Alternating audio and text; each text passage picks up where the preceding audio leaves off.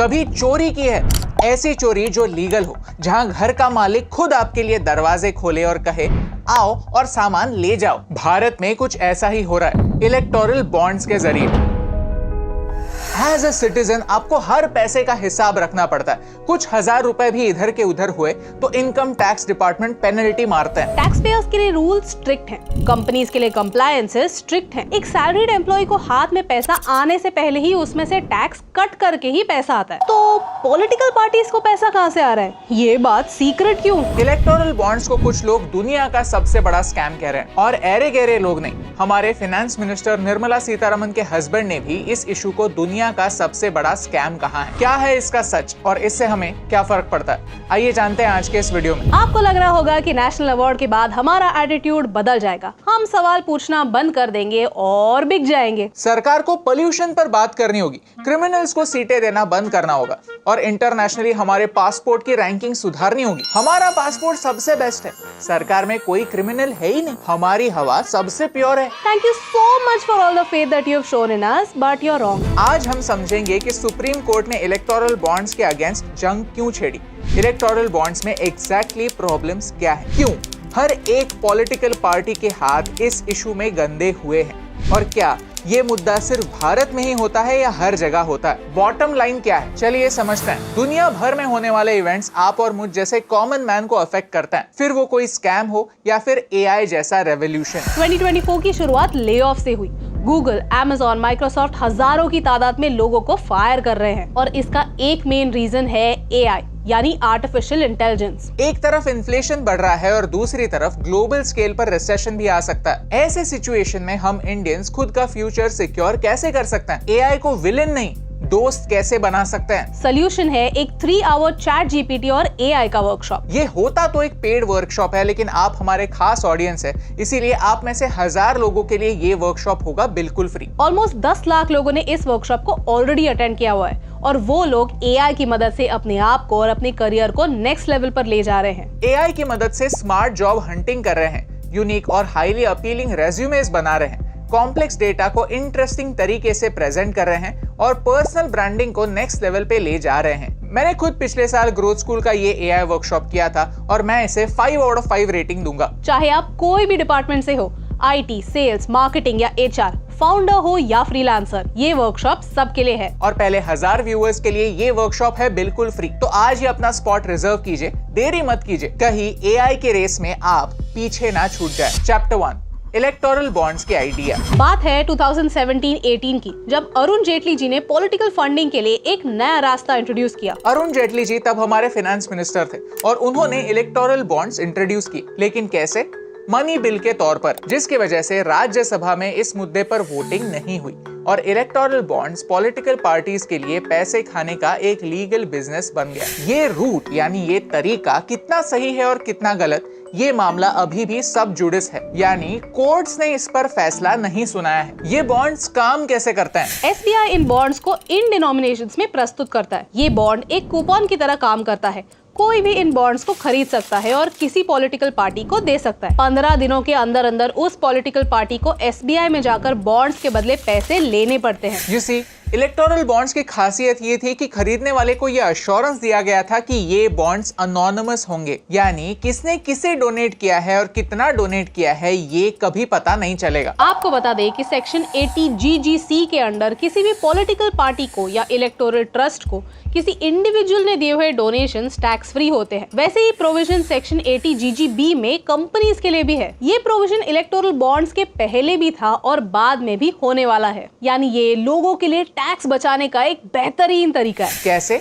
Step by step बताता हूँ। Step 1, किसी ऐसे नेता को ढूंढो जो लोकल लेवल पर काम करता हो। स्टेप 2, उसे कुछ करोड़ रुपए का चेक दे दो और टैक्स बचाओ। स्टेप 3, उससे कैश में 90% ले लो और बाकी 10% उसे रखने दो, यानी देश का नुकसान करो और खुद का और नेता का फायदा। इलेक्टोरल बॉन्ड से पहले 20,000 से ज्यादा कैश में डोनेट करना है तो उसका data election commission of India को सबमिट करना पड़ता था, जो आप यहाँ पर देख भी सकते हैं। और ऐसा नहीं है कि इलेक्टोरल बॉन्ड्स के बगैर करप्शन हो नहीं रहा था। उड़ीसा और झारखंड में नेताओं के घर पर 200 करोड़ कैश में मिले थे, याद तो होगा ना। इलेक्टोरल बॉन्ड्स ने इस सिस्टम को तोड़ने की कोशिश की, क्योंकि इलेक्टोरल बॉन्ड्स में पैसे सिर्फ पार्टी के मेन अकाउंट में ही रिडीमेबल होते हैं। यानी लोकल लेवल पर करप्शन कम होगा इसकी गारंटी है, लेकिन बड़े लेवल पर करप्शन कम होगा इसकी कोई गारंटी नहीं। Chapter 2, supreme court versus electoral bonds. तो अगर इलेक्टोरल बॉन्ड्स अच्छे इंटेंशन से बनाए गए थे तो एग्जैक्टली प्रॉब्लम क्या है? पॉलिटिकल पार्टीज को डोनेशन देना कोई नई बात नहीं है, लेकिन इसका डेटा पब्लिकली अवेलेबल ना होना एक नए प्रॉब्लम को जन्म देता है। 15 फरवरी 2024 को सुप्रीम कोर्ट ने इन्हीं इलेक्टोरल बॉन्ड्स को अनकॉन्स्टिट्यूशनल कहा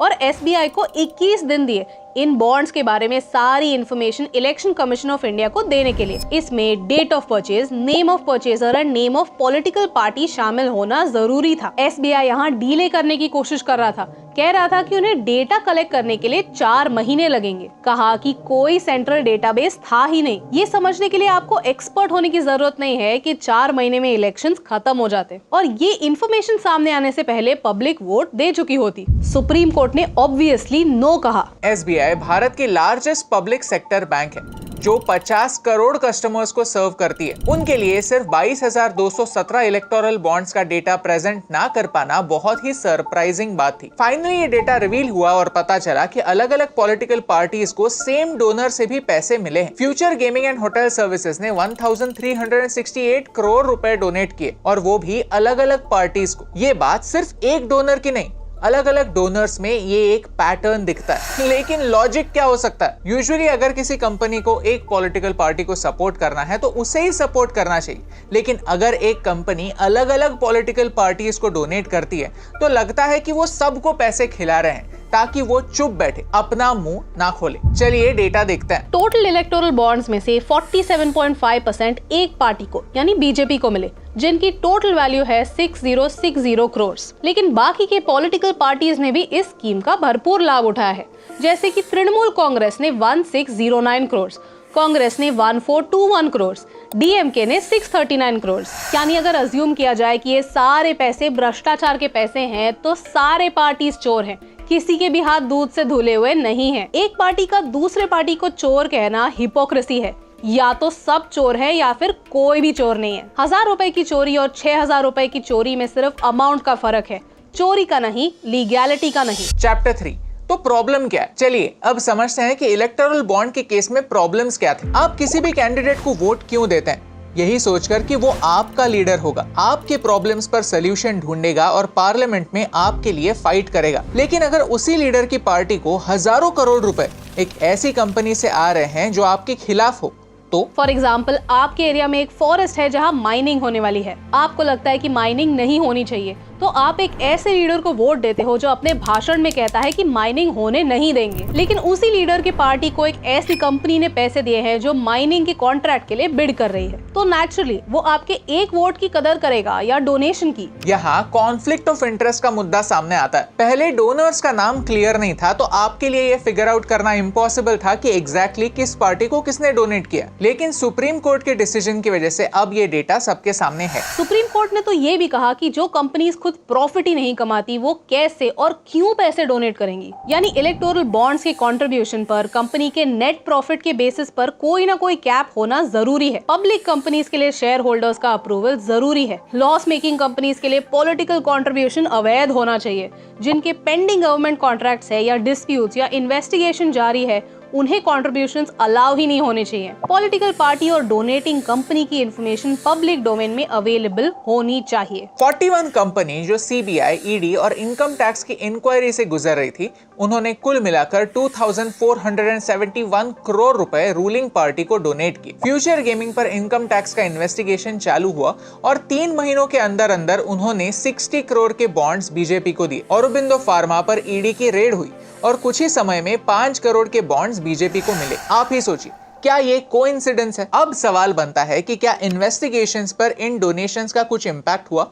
क्या ये सारी इन्वेस्टिगेशंस रफा दफा कर दी गई? जहां 2400 करोड़ से ज्यादा डोनेट किए जाते हैं, वहां एक्चुअल स्कैम की वैल्यू कितनी होगी, सोचने जैसी बात है। वैसे ही 33 ग्रुप्स ऐसे हैं जिन्हें 172 कॉन्ट्रैक्ट्स या प्रोजेक्ट अप्रूवल सरकार से मिले, उन्होंने भी इलेक्टोरल बॉन्ड्स के थ्रू डोनेट किया है। 30 शेल कंपनीज भी है जिन्होंने 143 करोड़ रुपए डोनेट किए हैं। यानी अलग अलग टाइप से इलेक्टोरल बॉन्ड का इस्तेमाल हुआ है। एक है चंदा दो और धंधा लो, जो डोनेशन करेगा उसे ही बिजनेस मिलेगा, सरकार और कंपनीज के बीच नेक्सस बढ़ेगा। दूसरा है एक्सटॉर्शन, एक बड़े स्कैम को छुपाने के लिए रिश्वतखोरी, pay us money so that we don't harass you and make your life a complete hell. और तीसरा है किकबैक, यानी बड़े कॉन्ट्रैक्ट का एक छोटा हिस्सा वापस रिटर्न करना ताकि अच्छी दोस्ती बनी रहे। इन तीनों रीजन से अगर इलेक्टोरल बॉन्ड्स खरीदे गए हैं तो ये आपसे हुई चोरी है, क्योंकि आपने टैक्स के रूप में जो पैसा सरकार को दिया, सरकार को, किसी भी पर्टिकुलर पॉलिटिकल पार्टी को नहीं, वो पैसा आपसे लेकर बिजनेसमैन को मिला,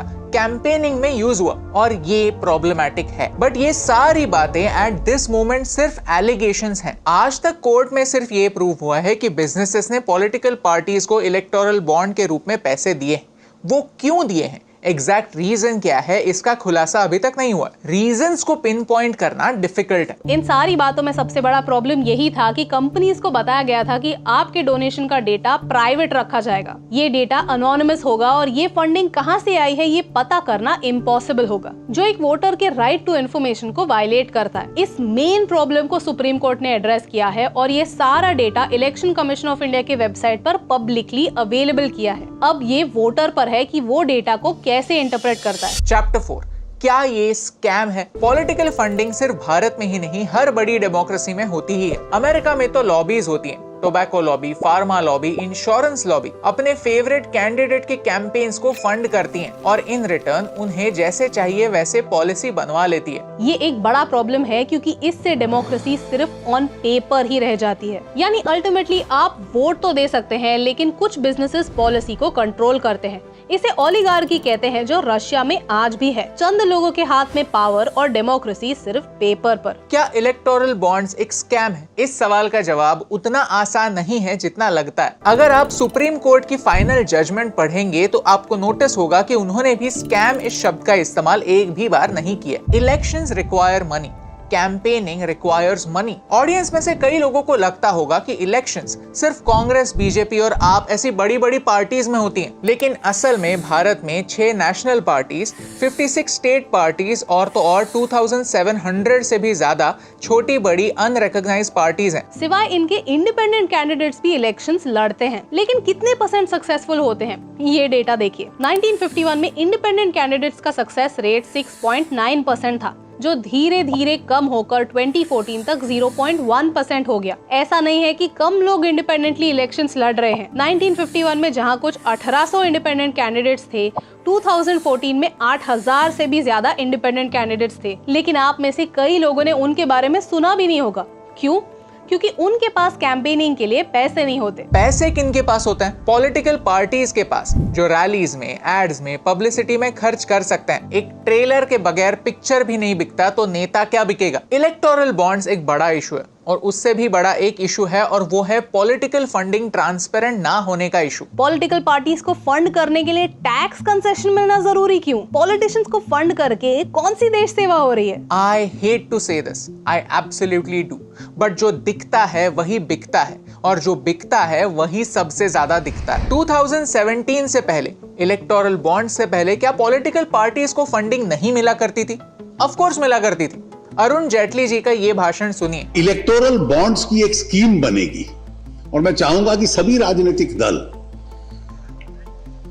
उस स्कीम बनाने के लिए जो जो उनके सुझाव हैं हम लोगों को दें, ताकि इसको किस तरीके से बिल्कुल क्लीन किया जा सके कि इलेक्टोरल बॉन्ड्स केवल चेक के माध्यम से कोई भी डोनर खरीद सकता है। जो खरीदेगा उसको उतनी टैक्स में छूट मिलेगी। खरीदारी के कुछ समय के भीतर, छोटे समय में, 3 या 4 सप्ताह में वो रिडीमेबल होगा।